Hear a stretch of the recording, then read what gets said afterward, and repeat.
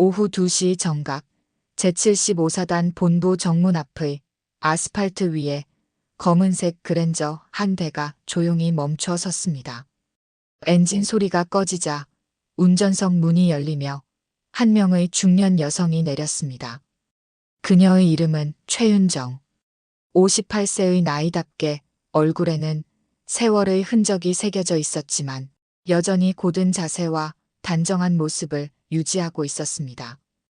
회색 가디건은 깔끔하게 다려져 있었고 검은색 면바지는 구김 하나 없이 단정했습니다. 작은 검은 핸드백을 왼손에 들고 오른손으로는 차키를 주머니에 넣으며 천천히 정문을 바라봤습니다. 사단 본부의 위용은 대단했습니다. 높이 4m는 좋게 되어 보이는 회색 담장 위로 철조망이 촘촘히 설치되어 있었고 그 사이사이로 보이는 건물들은 모두 같은 색깔의 페인트로 칠해져 있었습니다. 정문 위쪽에는 제75사단이라는 큰 글씨가 적힌 간판이 걸려 있었는데 모서리 부분의 페인트가 벗겨져 녹이 슬어 있는 모습이 보였습니다. 윤정이 정문 쪽으로 걸어가는 동안 그녀의 시선은 끊임없이 움직였습니다. 위병소 옆에 서 있는 병사의 자세, 출입문 옆에 붙어 있는 각종 공지사항들, 심지어 바닥에 떨어진 담배꽁초 하나까지도 그녀의 눈에는 모두 의미 있는 정보였습니다. 위병소 창구 앞에 서자 안에 앉아있던 상병 한 명이 여전히 고개를 숙인 채 서류를 뒤적이고 있었습니다. 윤정이 창구를 살짝 두드리자 그제야 고개를 들었습니다. 면회 왔습니다.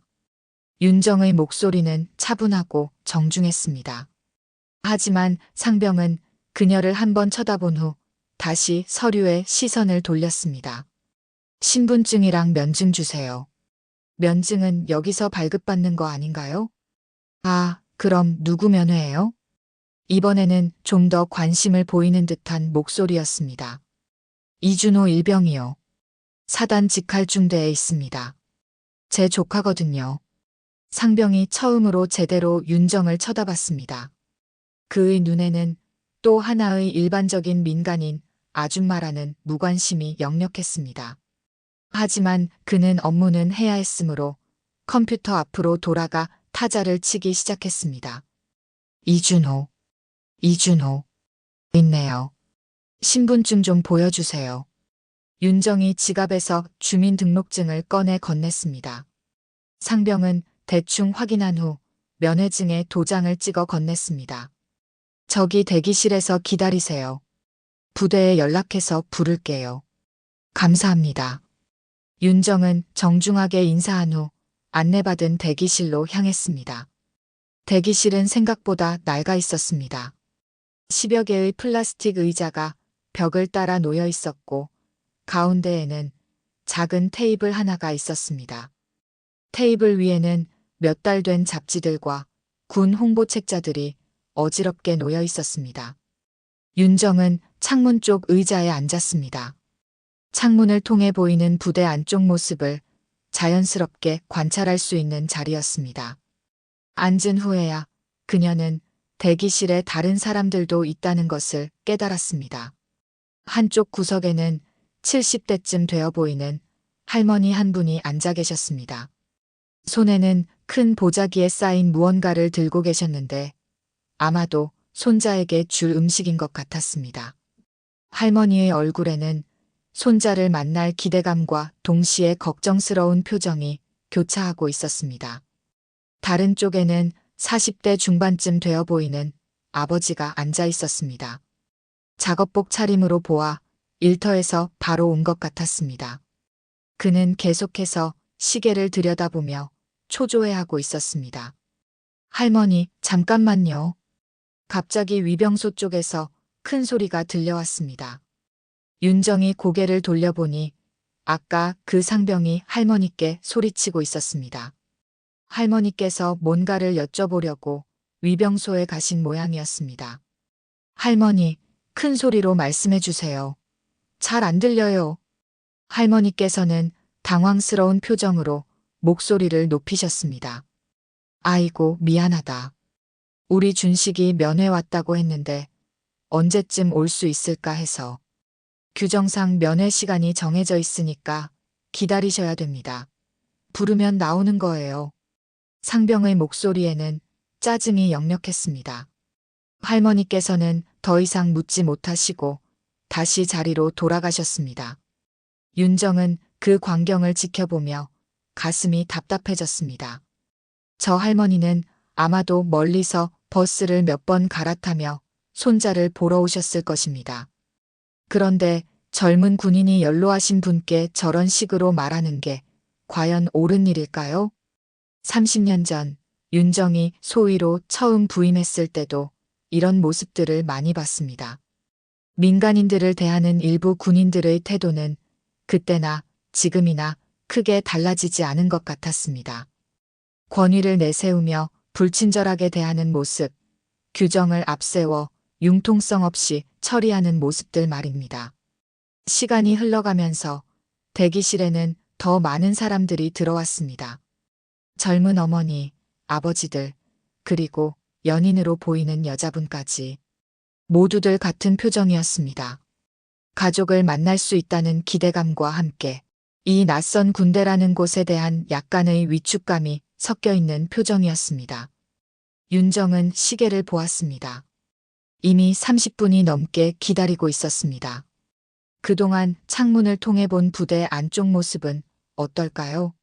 지나가는 병사들의 표정은 대부분 무표정했습니다. 급히 걸어가는 병사들도 있었지만 대부분은 힘없이 걸어가는 모습이었습니다. 뭔가 이상하다. 윤정의 직감이 말하고 있었습니다. 30년간 군 생활을 해온 그녀의 경험으로 볼 때 이 부대의 분위기가 정상적이지 않았습니다. 병사들의 표정에서 활기를 찾을 수 없었고 간부들조차 어딘지 모르게 경직되어 보였습니다. 이준호 일병 면회 가족분. 드디어 윤정의 이름이 불렸습니다. 그녀는 조용히 일어서며 마음을 다잡았습니다. 이제 조카를 만날 시간이었습니다. 하지만 그녀의 마음 한구석에는 점점 커져가는 불안감이 자리 잡고 있었습니다. 면회실로 안내받는 복도는 생각보다 길었습니다. 윤정은 안내하는 병사를 따라 걸으면서도 주변을 계속 관찰했습니다. 복도 벽에는 각종 포스터들이 붙어 있었습니다. 안전사고 예방, 부조리 신고센터, 장병 인권보호 같은 내용들이었습니다. 하지만 포스터들은 대부분 색이 발해 있었고 모서리가 말려 올라가 있었습니다. 마치 형식적으로만 붙여놓은 듯한 느낌이었습니다. 여기입니다. 안내병사가 문을 열어주었습니다. 면회실은 정말 작았습니다. 사방 3m 남짓한 공간에 작은 테이블 하나와 의자 2개가 놓여 있을 뿐이었습니다. 천장의 형광등은 하얗고 차가운 빛을 뿜어내고 있었고 창문 하나 없는 밀폐된 공간이라 답답한 느낌이 들었습니다. 윤정이 의자에 앉아 기다리고 있자 잠시 후 문이 열렸습니다. 그리고 그녀가 기다리던 사람이 들어왔습니다. 이모, 오셨어요. 이준호 일병의 첫 마디였습니다. 하지만 그 목소리는 윤정이 기억하는 조카의 목소리가 아니었습니다. 힘이 없고 작고 어딘지 모르게 위축되어 있었습니다. 윤정은 순간 충격을 받을 수밖에 없었습니다. 불과 석 달 전 입대를 앞두고 마지막 가족 모임을 했을 때의 준호의 모습과는 너무나 달랐기 때문입니다. 그때의 준호는 건강한 22살 청년이었습니다. 통통한 얼굴에 밝은 웃음, 그리고 미래에 대한 희망으로 가득 찬 눈빛을 가지고 있었습니다. 하지만 지금 앞에 앉은 준호는 완전히 다른 사람 같았습니다. 뺨은 홀쭉하게 들어가 있었고 눈 밑에는 다크서클이 짙게 깔려 있었습니다. 무엇보다 눈빛이 달랐습니다. 예전의 밝고 활기찬 눈빛은 온데간데없고 지금은 무언가에 잔뜩 움츠러든 듯한 눈빛이었습니다. 준호야. 윤정이 조카의 이름을 부르는 목소리에도 떨림이 있었습니다. 정말 많이 말랐구나. 밥은 잘 먹고 있니? 네. 먹고 있어요. 준호의 대답은 짧고 힘이 없었습니다. 그리고 윤정의 눈을 제대로 쳐다보지 못하고 있었습니다. 예전 같으면 이모를 만나면 반가워하며 이런저런 이야기를 늘어놓곤 했는데 지금은 마치 무언가를 숨기고 있는 것 같았습니다. 부모님은 잘 계시지? 네. 잘 계세요. 군대 생활은 어때? 힘들지 않니? 그냥, 뭐, 할만해요. 대화가 이어지지 않았습니다. 준호는 계속해서 시선을 피하며 짧은 대답만 반복했습니다. 윤정은 뭔가 심각한 문제가 있다는 확신을 갖게 되었습니다. 준호야, 이모한테 솔직히 말해봐. 무슨 일이 있었니? 그 질문에 준호의 어깨가 살짝 떨렸습니다. 그리고 처음으로 윤정의 눈을 똑바로 쳐다봤습니다. 그 눈에는 말하고 싶지만 말할 수 없다는 갈등과 고통이 역력했습니다. 이모. 준호가 입술을 떨며 말을 시작했습니다. 그냥 집에 가고 싶어요. 그 한마디에 윤정의 심장이 쿵 하고 떨어지는 것 같았습니다. 이건 단순한 향수병이나 군대 적응 문제가 아니었습니다. 뭔가 더 심각한 일이 벌어지고 있었습니다. 왜? 무슨 일이 있었다고 그러니? 윤정이 좀 더 다급한 목소리로 물었습니다. 여기서는 말하기가. 준호가 주변을 둘러보며 목소리를 더욱 낮췄습니다. 면회실에는 그들 둘만 있었지만 준호는 마치 누군가가 듣고 있을까봐 두려워하는 것 같았습니다. 무서워하지 말고 말해봐. 이모가 도와줄게. 정말 도와줄 수 있어요? 준호의 목소리에는 간절함이 묻어 있었습니다. 하지만 동시에 반신반의하는 듯한 표정도 보였습니다. 마치 지금까지 너무 많은 실망을 겪어서 더 이상 누군가를 믿기 어려워하는 것 같았습니다. 물론이지. 이모를 믿어봐. 윤정이 준호의 손을 잡으려 했지만 준호는 본능적으로 손을 뒤로 빼버렸습니다. 그 반응에 윤정은 더욱 큰 충격을 받았습니다. 조카가 자신을 피하다니 대체 무슨 일이 벌어진 것일까요? 면회 시간 끝납니다. 갑자기 밖에서 병사의 목소리가 들려왔습니다. 벌써 30분이 지난 것이었습니다. 이모, 가셔야 해요.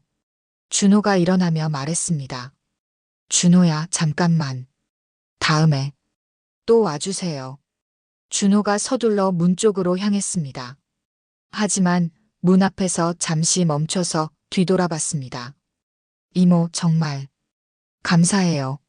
와주셔서. 그 말을 마치고 준호가 나가려는 순간 문이 열리며 다른 병사 한 명이 얼굴을 내밀었습니다. 면회 끝나셨으면 나가주세요. 윤정도 어쩔 수 없이 일어섰습니다. 하지만 마음은 무거웠습니다. 조카가 무언가 심각한 고통을 겪고 있다는 것은 분명했지만 정확히 무엇인지 알 수 없었습니다. 복도를 나오는데 누군가가 조심스럽게 그녀에게 다가왔습니다. 이름표를 보니 백정민 상병이었습니다. 혹시 이준호 일병 가족분이신가요? 네, 그런데요. 정민이 주변을 살피며 목소리를 더욱 낮췄습니다.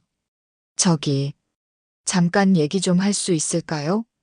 두 사람은 복도 끝쪽 조용한 곳으로 이동했습니다. 정민은 계속해서 주변을 의식하며 불안해하고 있었습니다. 이준호 일병이 요즘 정말 많이 힘들어해요. 어떻게 힘들어하는데요? 밤마다 조용히 우는 소리가 들려요. 그리고 밥도 제대로 안 먹고 훈련할 때도 멍하니 있고. 정민의 말에 윤정의 얼굴이 점점 굳어졌습니다. 혹시 괴롭힘을 당하고 있는 건가요? 그건 여기서 말하기가. 정민이 더욱 조심스러워했습니다. 그리고 주머니에서 작게 접힌 종이 한 장을 꺼내 윤정의 손에 살짝 쥐어주었습니다. 제 전화번호예요. 급하면 연락 주세요. 그리고 다시 한번 주변을 살핀 후 작은 목소리로 말했습니다. 그 사람 혼자 두면 정말 안 될 것 같아요. 부탁드려요. 그 말을 마치고 정민은 서둘러 그 자리를 떠났습니다. 윤정은 손 안의 종이를 꽉 쥐고 서 있었습니다. 이제 확실해졌습니다. 조카에게 뭔가 심각한 일이 벌어지고 있었고 그것은 단순히 군대 적응 문제가 아니었습니다. 부대 정문을 나서며 윤정은 뒤돌아봤습니다. 높은 담장과 철조망 너머로 보이는 건물들이 이제는 다르게 보였습니다. 조카가 그리고 아마도 다른 많은 병사들이 저 안에서 무언가 잘못된 일들을 겪고 있을지도 모른다는 생각이 들었습니다.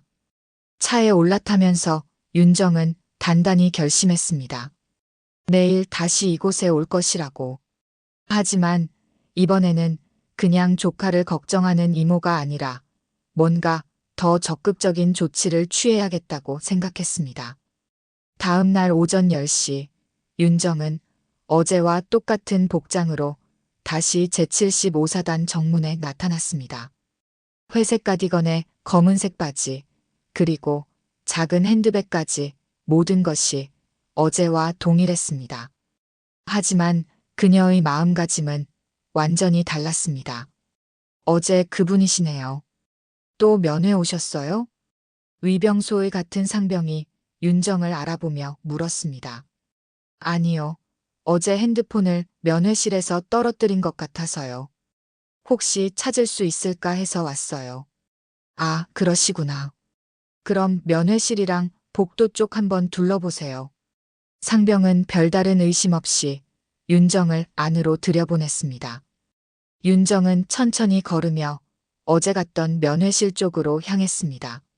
하지만 실제로는 핸드폰을 찾는 것이 아니라 부대의 내부 상황을 더 자세히 파악하는 것이 목적이었습니다. 복도를 걸어가면서 윤정은 지나가는 병사들의 표정과 행동을 유심히 관찰했습니다. 어제 봤던 것처럼 대부분의 병사들은 무표정하거나 피곤해 보였습니다. 간혹 빠른 걸음으로 지나가는 병사들도 있었지만 그들의 표정에서도 긴장감을 읽을 수 있었습니다. 저기 걸어가는 분 어제도 봤는데? 응, 면회 온 아줌마 맞네. 근데 오늘은 뭐 하러 온 거야? 핸드폰 떨어뜨렸다는데. 그런가? 뭔가 좀 이상하지 않나? 병사들 사이에서 윤정에 대한 수군거림이 시작되었습니다. 하지만 윤정은 전혀 개의치 않았습니다. 오히려 더 자세히 관찰할 수 있는 시간을 벌었다고 생각했습니다. 시간이 지나자 점심시간이 되었습니다. 병사들이 식당으로 향하는 모습이 보였습니다. 윤정도 자연스럽게 그 방향으로 이동했습니다. 식당 입구 근처에서 보니 병사들의 표정이 밝지 않았습니다. 점심을 먹으러 가는 것이 아니라 마치 또 다른 의무를 수행하러 가는 것 같았습니다. 야, 빨리 가자. 늦으면 또 혼난다. 아, 진짜 짜증나. 밥 먹는 것도 이렇게 눈치 봐야 하나. 지나가는 병사들의 대화가 윤정의 귀에 들어왔습니다. 뭔가 정상적이지 않았습니다. 밥 먹는 것도 눈치를 봐야 한다니 대체 이 부대에서 무슨 일이 벌어지고 있는 것일까요? 저 아줌마 뭐야? 어제도 봤는데 오늘도 왔잖아. 계속 돌아다니네. 좀 수상하지 않아? 혹시 기자거나 그런 사람 아닐까? 에이, 그냥 핸드폰 찾으러 온 거라는데 뭘. 병사들의 수군거림은 점점 더 커졌습니다. 그리고 이 소식은 곧 간부들에게까지 전해졌습니다. 사단 본부 2층에 있는 사단장실에서는 긴급 보고가 이루어지고 있었습니다. 사단장님, 어제 면회 온 민간인이 오늘도 와서 부대 안을 돌아다니고 있습니다. 보고하는 것은 김중령이었습니다. 그의 계급장에는 녹색 대나무 잎 2개가 달려 있었습니다. 뭐라고? 오세권 소장이 인상을 찌푸렸습니다. 그의 어깨에는 금색 별 2개가 반짝이고 있었습니다. 사단장의 위험을 나타내는 계급장이었습니다. 어떤 여자인데? 50대 후반 정도로 보이는 중년 여성입니다. 어제는 이준호 일병 면회를 왔고 오늘은 핸드폰을 떨어뜨렸다며 찾고 있다고 합니다. 이준호 일병. 직할중대 소속이지? 네, 그렇습니다. 오세권의 얼굴이 미묘하게 변했습니다. 이준호 일병이라는 이름에서 뭔가 불편한 기억이 떠오르고 있었습니다. 혹시 언론 관계자거나 감사원 쪽 사람은 아닐까요?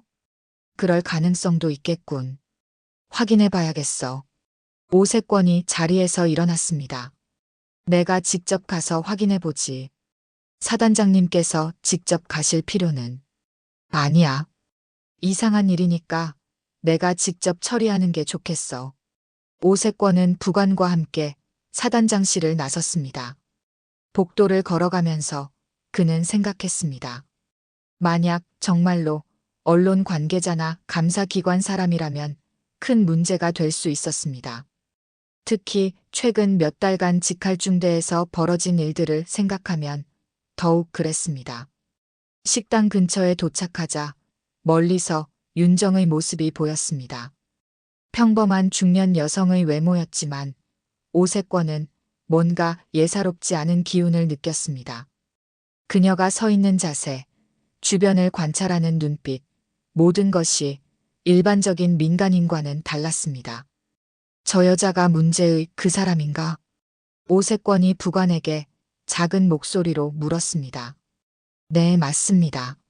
오세권은 천천히 윤정에게 다가갔습니다. 사단장이 직접 나타나자 주변에 있던 병사들과 간부들이 모두 긴장했습니다. 윤정은 그의 발걸음 소리를 듣고 천천히 고개를 돌렸습니다. 두 사람의 눈이 마주치는 순간 시간이 멈춘 것 같았습니다. 오세권의 얼굴이 순식간에 하얗게 변했습니다. 그리고 그의 입에서 믿을 수 없는 말이 나왔습니다. 군단장님? 주변이 순식간에 얼어붙었습니다. 군단장이라는 말에 근처에 있던 모든 병사와 간부들이 일제히 고개를 돌렸습니다. 평범한 민간인 복장을 한 여성에게 사단장이 군단장님이라고 부르다니 아무도 상황을 이해할 수 없었습니다. 충성. 오세권이 황급히 거수 경례를 했습니다. 그의 목소리는 떨리고 있었습니다. 민간인 옷을 입고 있는 여성에게 별 2개짜리 소장이 경례를 하는 모습을 본 병사들은 완전히 어리둥절했습니다. 오세권 소장. 윤정의 목소리는 차분했지만 위험이 느껴졌습니다. 그녀가 입을 열자 주변의 모든 소음이 사라지는 것 같았습니다. 부대 순시 중이었습니까? 예. 예, 그렇습니다. 오세권의 대답은 더듬거렸습니다. 그는 여전히 상황을 제대로 파악하지 못하고 있었습니다. 왜 군단장이 민간인 복장으로 이틀째 자신의 부대에 나타난 것일까요? 그럼 저도 함께 하겠습니다. 윤정이 말했습니다. 그 한마디에 오세권의 등에 식은땀이 흘러내렸습니다. 혹시 특별한 이유라도 있으십니까? 오세권이 조심스럽게 물었습니다. 하지만 이미 그의 마음속에는 불안감이 가득했습니다. 네, 아주 특별한 이유가 있습니다. 윤정이 오세권을 똑바로 쳐다보며 말했습니다. 그녀의 눈빛에는 단단한 결의가 담겨 있었습니다. 제 조카가 여기 있거든요. 이준호 일병. 그 순간 오세권의 얼굴이 더욱 창백해졌습니다. 이준호 일병. 바로 그 이름이었습니다. 최근 몇 달간 직할중대에서 벌어진 여러 가지 일들과 연관된 바로 그 병사의 이름이었습니다. 이준호. 일병 말씀이십니까? 그렇습니다. 혹시 아시나요? 윤정의 질문에 오세권은 대답할 수 없었습니다. 안다고 말하자니 너무 많은 것을 알고 있었고 모른다고 말하자니 거짓말이 되는 상황이었습니다. 주변에 있던 병사들과 간부들은 이제야 상황을 조금씩 이해하기 시작했습니다. 지난 이틀간 부대를 돌아다니던 수상한 아줌마가 실제로는 군단장이었다는 것, 그리고 그녀가 이준호 일병의 가족이라는 것을 말입니다. 소장님, 어떻게 할까요? 부관이 작은 목소리로 물었지만 오세권은 대답할 수 없었습니다. 이미 머릿속이 복잡해져 있었기 때문입니다. 윤정은 오세권의 당황한 모습을 지켜보며 확신했습니다. 분명히 이 부대에서 뭔가 문제가 되는 일들이 벌어지고 있었고, 그것은 자신의 조카와도 관련이 있다는 것을 말입니다. 소장님, 제가 이틀간 이 부대를 관찰한 결과 몇 가지 의문점들이 있습니다. 윤정이 차분하지만 단호한 목소리로 말했습니다. 의문점이라고 하시면 자세한 얘기는 사단장실에서 하는 게 좋겠습니다. 그 말에 오세권은 어쩔 수 없이 고개를 끄덕였습니다. 이제 더 이상 피할 수 없는 상황이 된 것이었습니다. 식당 근처에 있던 병사들은 이 모든 상황을 지켜보며 서로 수근거렸습니다. 야, 저 아줌마가 군단장이래. 진짜? 그럼 사단장보다 높은 거네? 그럼 별이 몇 개인데? 군단장이면 별 4개 아니야? 대박. 그럼 이준호 일병 이모가 별 4개짜리라는 얘기네. 병사들 사이로 이 소식은 순식간에 퍼져나갔습니다. 그리고 직할중대에 있는 이준호 일병과 백정민 상병에게도 곧 이 소식이 전해졌습니다. 정민아, 들었어? 내 이모가 군단장이래. 뭐라고? 백정민은 믿을 수 없다는 표정을 지었습니다. 어제 자신에게 전화번호를 달라고 했던 그 평범해 보이던 중년 여성이 군단장이라니 상상도 할 수 없는 일이었습니다. 한편 이준호 일병은 이 소식을 듣고 혼란에 빠졌습니다. 자신의 이모가 군단장이라는 것도 놀라웠지만 무엇보다 이제 자신이 겪고 있는 일들이 모두 드러날 수도 있다는 생각에 두려움과 기대감이 동시에 들었습니다. 사단장실로 향하는 복도에서 오세권은 생각했습니다. 이제 어떻게 해야 할까요? 지난 몇 달간 직할중대에서 벌어진 일들을 어떻게 설명해야 할까요? 그리고 무엇보다 이준호 일병에게 가해진 여러 가지 일들을 어떻게 변명해야 할까요? 윤정 역시 생각하고 있었습니다. 이제 진짜 시작이라고. 조카를 걱정하는 이모로서가 아니라 군단장으로서 이 부대의 문제들을 철저히 파헤칠 때가 온 것이라고 말입니다. 사단장실에 도착한 오세권과 윤정 사이에는 무거운 침묵이 흘렀습니다. 오세권은 자신의 책상 앞에 서서 어떻게 말을 꺼내야 할지 몰라 했고, 윤정은 창가에 서서 부대 전경을 바라보고 있었습니다. 문영철 원사를 불러주시겠습니까? 윤정이 먼저 입을 열었습니다. 문영철 원사를 말씀이십니까? 혹시 아시는 사이? 오래된 부하입니다. 그 말에 오세권의 얼굴이 더욱 굳어졌습니다.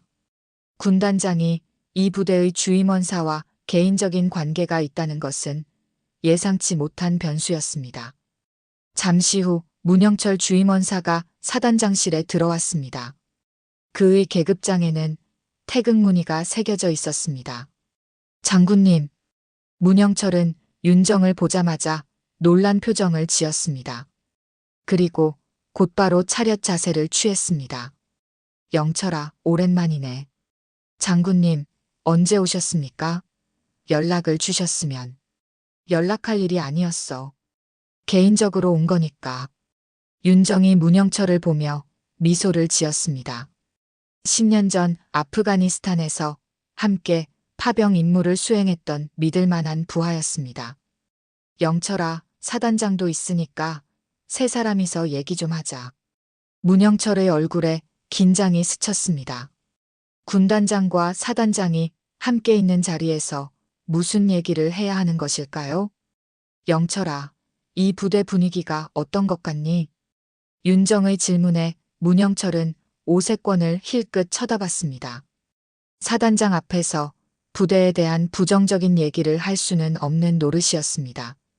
그냥 여느 부대와 비슷합니다. 정말 그런가? 윤정의 목소리에 의미심장한 뉘앙스가 담겨 있었습니다. 내 조카 이준호 일병에 대해서도 물어보고 싶은데. 그 말을 듣자 문영철의 표정이 완전히 변했습니다. 주변을 살피며 목소리를 낮췄습니다. 장군님, 여기서 그런 얘기를. 왜 못할 얘기라도 있나? 윤정이 날카롭게 반문했습니다. 문영철은 한참을 망설이더니 결국 입을 열었습니다. 장군님, 솔직히 말씀드리면 여기 많이 썩었습니다. 오세권이 벌떡 일어났습니다. 원사, 지금 뭐 하는 거야? 하지만 문영철은 이미 결심을 한 것 같았습니다. 사단장님, 더 이상 숨길 수도 없고 숨기고 싶지도 않습니다. 그리고 윤정을 향해 돌아서며 말을 이어갔습니다. 새벽 4시에 얼차려 시키는 건 일상이고 간부들 사택 청소, 마당 정리, 심지어 간부 자녀들 숙제까지 도와주게 합니다. 뭐라고? 윤정의 목소리가 차가워졌습니다. 그것뿐만 아닙니다. 보급품 빼돌리는 것도 다 알고 있어요. 쌀, 부식, 심지어 연료까지. 원사, 당장 입 다물어. 오세권이 소리쳤지만 문영철은 멈추지 않았습니다. 이준호 일병은 특히 더 심합니다.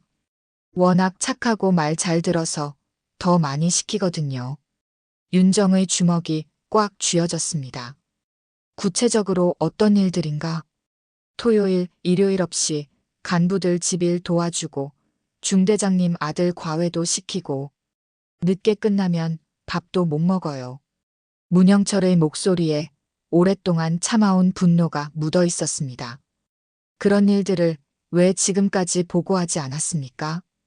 윤정이 물었습니다. 군단장님. 문영철이 허탈하게 웃었습니다. 제가 나서면 잘립니다. 여긴 고인물이에요. 아무도 건드리려 하지 않거든요. 그때 윤정이 과거를 떠올렸습니다. 자신이 이등병이었을 때 여군이라는 이유로 각종 차별과 부당한 대우를 받았던 시절을 말입니다. 그때도 참을 수밖에 없었습니다. 하지만 지금은 달랐습니다. 영철아. 윤정이 단호한 목소리로 말했습니다. 이제 달라질 거야. 어떻게요? 군단장님 혼자서는 한계가 있으실 텐데. 혼자가 아니야. 너도 있잖아. 윤정이 문영철의 어깨에 손을 올렸습니다. 일단 다 적어. 언제, 누가, 무엇을, 어떻게 했는지 모든 걸 말이야. 정말로 바꾸실 수 있으십니까? 문영철의 눈빛이 달라졌습니다. 오랫동안 체념하고 있던 마음에 희망이 싹트기 시작했습니다. 해보겠어. 아니, 반드시 하겠어. 오세권이 끼어들었습니다. 군단장님, 일부 과장된 부분이 있을 수도. 윤정이 오세권을 똑바로 쳐다봤습니다. 그 눈빛에는 더 이상 물러설 수 없다는 결의가 담겨 있었습니다. 과장인지 사실인지는 공정한 조사가 밝혀낼 겁니다.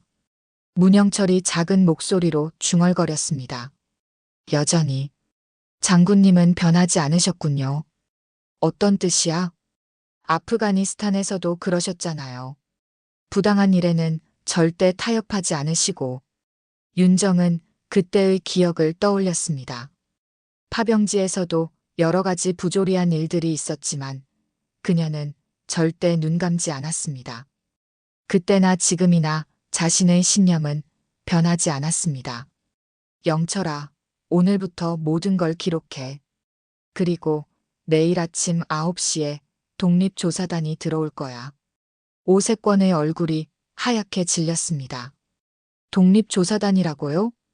그래. 군단 직속으로 구성할 거야. 법무, 감찰, 헌병, 그리고 외부 전문가들까지. 윤정이 시계를 보며 말했습니다. 준비 시간은 하루 줄게. 그동안 할 말이 있으면 생각해 두는 게 좋을 거야. 사단장실을 나서는 윤정의 뒷모습을 보며 문영철은 생각했습니다. 정말로 이 부대가 바뀔 수 있을까요? 오랫동안 체념하며 살아온 자신에게도 변화의 기회가 올 수 있을까요? 그리고 오세권은 책상에 주저앉으며 머리를 감싸 안았습니다. 이제 정말로 끝이 보이기 시작했습니다.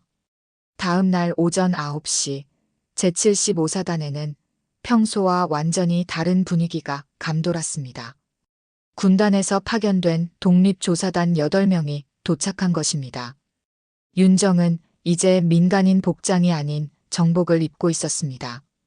어깨에 달린 4개의 별이 아침 햇살에 반짝였습니다. 임시조사실이 설치되었고 병사들을 대상으로 한 면담이 시작되었습니다. 첫 번째는 백정민 상병이었습니다. 말해도 안전하죠? 정민의 목소리는 여전히 떨리고 있었습니다. 안전한 게 아니라 이제는 말해야 할 때야. 윤정이 단호하게 말했습니다. 정민이 용기를 내어 증언을 시작했습니다. 새벽 얼차려, 개인 업무 강요, 식사 제한. 모든 것이 체계적이고 지속적으로 이루어지고 있었습니다. 이어서 다른 병사들의 증언이 계속되었습니다. 모든 내용이 일치했습니다. 마지막으로 이준호 일병이 들어왔습니다. 며칠 사이 더욱 야위어 보였지만 눈빛만은 예전보다 또렷했습니다. 준호야, 이제 다 말해도 돼. 윤정의 부드러운 목소리에 준호가 마침내 입을 열었습니다. 처음에는 군대가 원래 그런 줄 알았어요. 하지만 다른 중대는 달랐어요. 준호의 증언은 구체적이고 상세했습니다. 그리고 마지막에 그가 한 말은 모든 사람의 가슴을 울렸습니다. 이모가 아니었다면 아마 끝까지 참았을 거예요. 조사 이틀째, 윤정은 직접 보급창고로 향했습니다. 법무장교와 감찰장교, 그리고 외부 감사관까지 동행했습니다. 보급창고는 사단 본부에서 조금 떨어진 별도 건물에 있었습니다. 창고 문을 열자 정리정돈이 잘 되어 있는 듯한 모습이 보였습니다. 하지만 윤정의 경험 많은 눈에는 뭔가 이상한 점들이 보였습니다.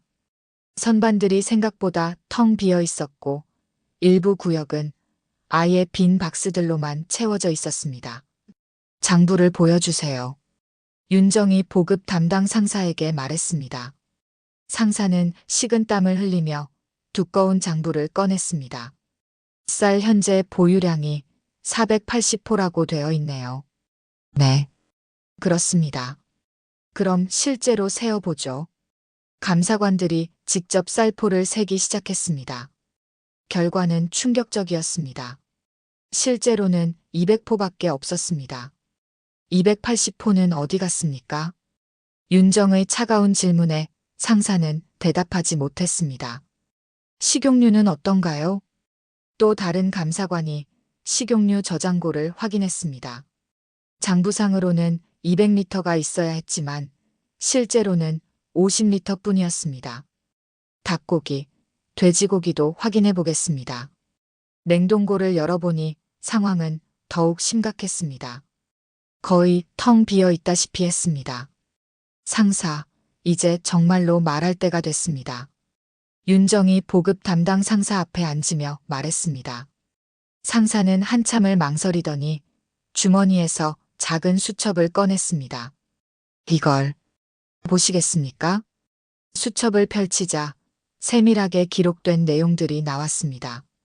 언제, 무엇을, 얼마나, 누구에게 가져다 주었는지까지 모든 것이 적혀 있었습니다.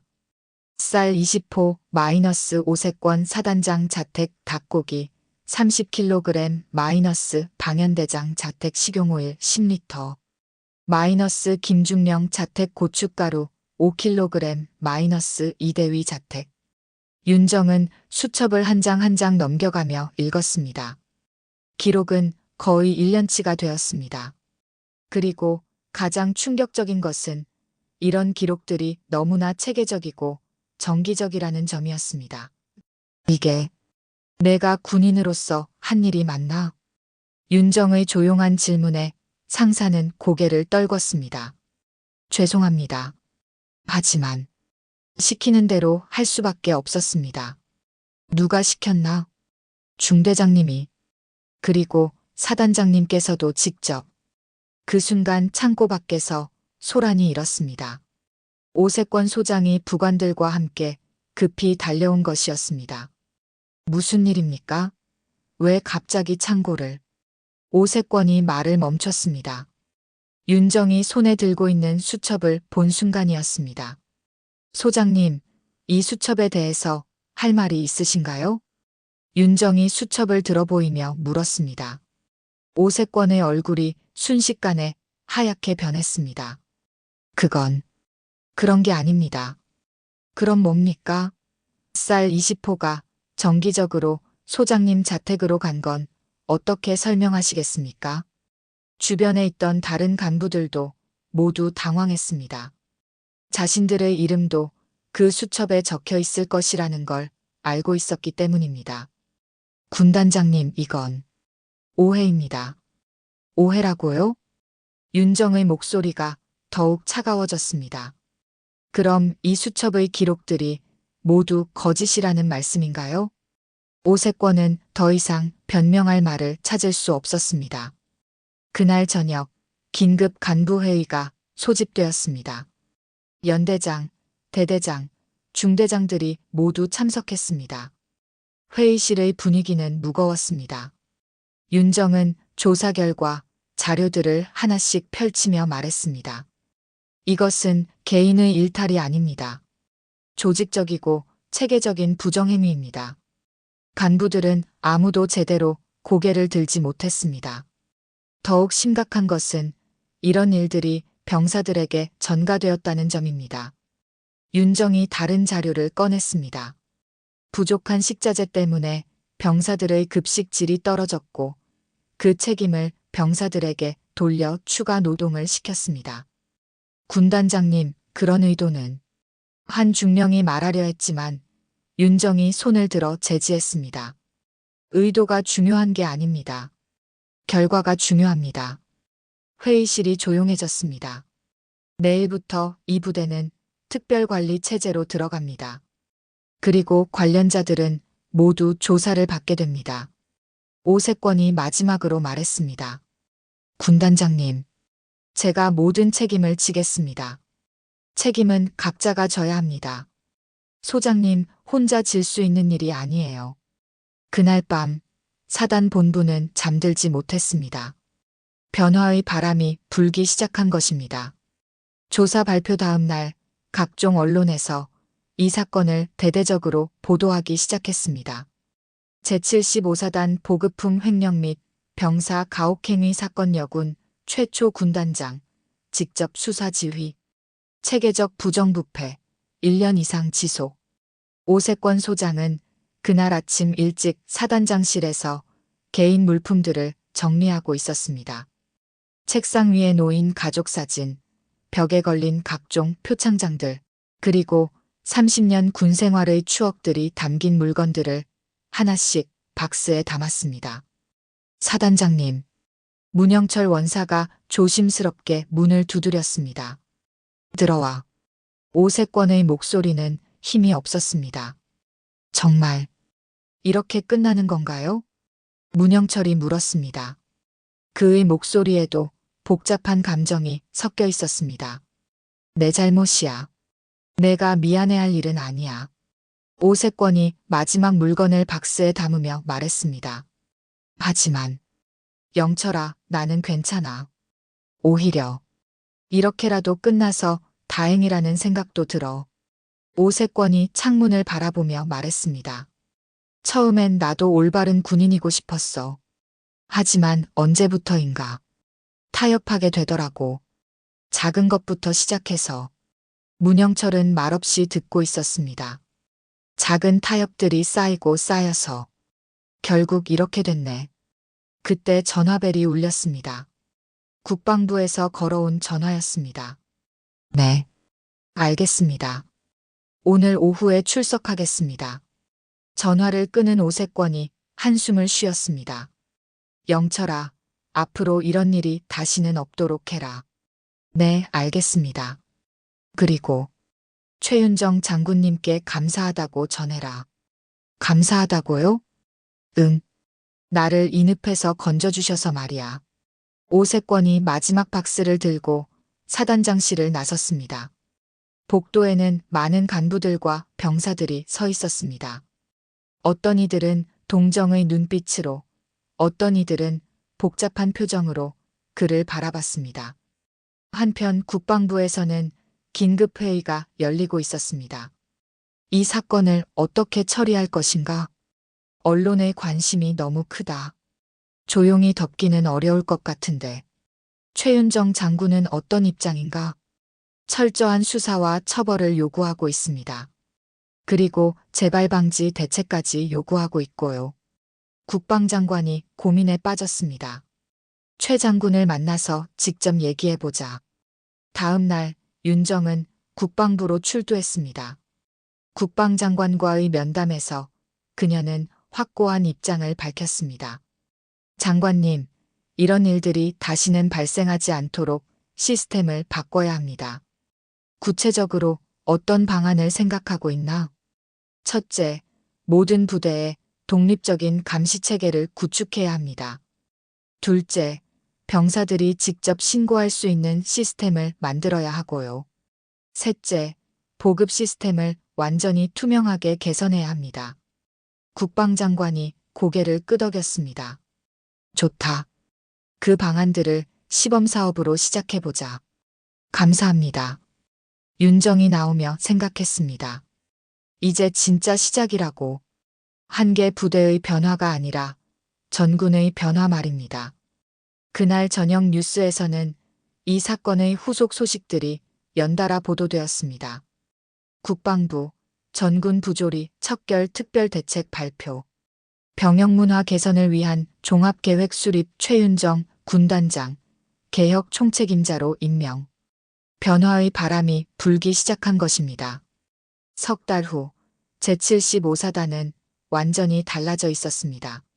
새로 부임한 사단장은 투명한 경영을 최우선으로 했고 병사들의 표정도 예전과는 달랐습니다.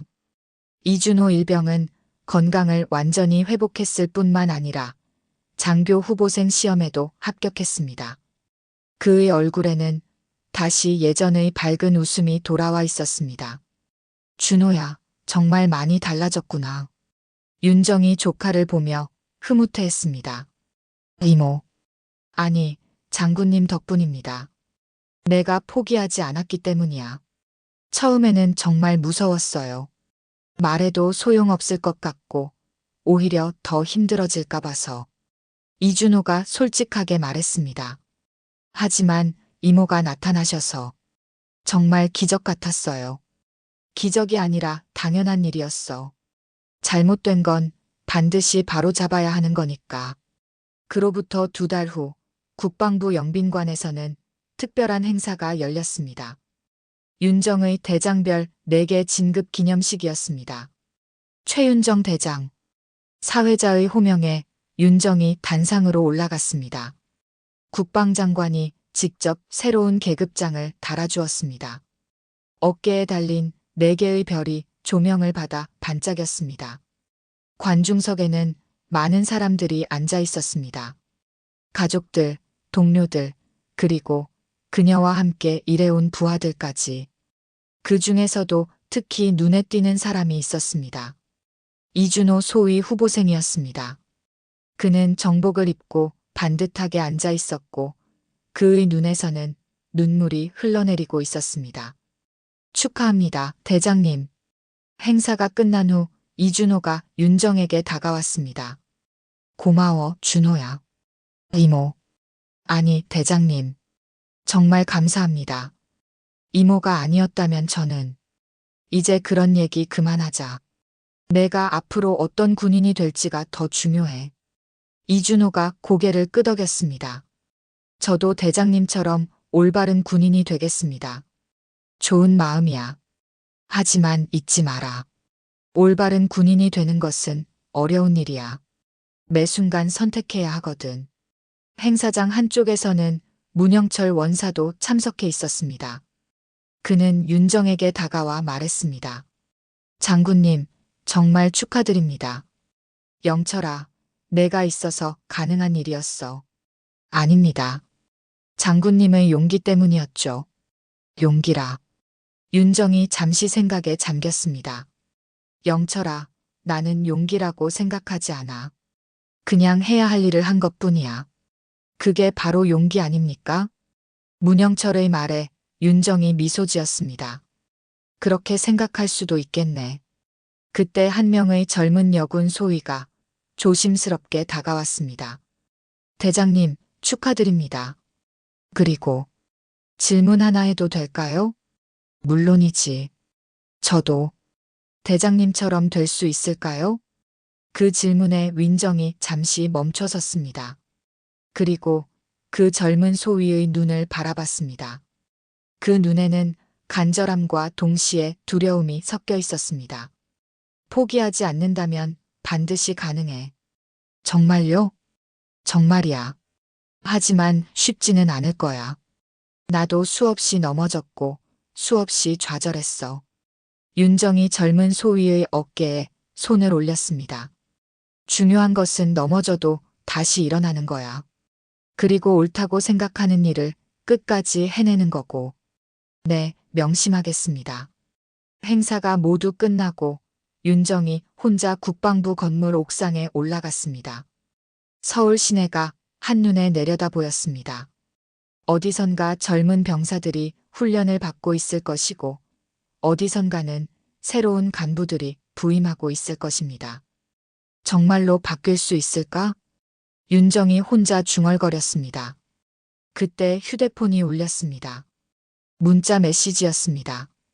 대장님, 오늘 저희 부대에서 첫 번째 병사 고충 처리 회의를 열었습니다. 많은 것들이 바뀌고 있어요. 감사합니다. 마이너스 문영철. 윤정이 미소 지었습니다. 변화는 이미 시작되었습니다. 한 사람의 용기가 한 부대를 바꿨고 한 부대의 변화가 전군으로 퍼져가고 있었습니다. 그날 밤 전국의 많은 군부대에서 비슷한 변화들이 일어나고 있었습니다. 새로운 신고 시스템, 투명한 보급 관리, 그리고 무엇보다 병사들을 인간으로 대우하는 문화가 자리 잡기 시작했습니다. 윤정은 창밖을 바라보며 다짐했습니다.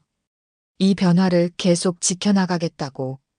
그리고 다음 세대의 군인들이 더 나은 환경에서 복무할 수 있도록 하겠다고.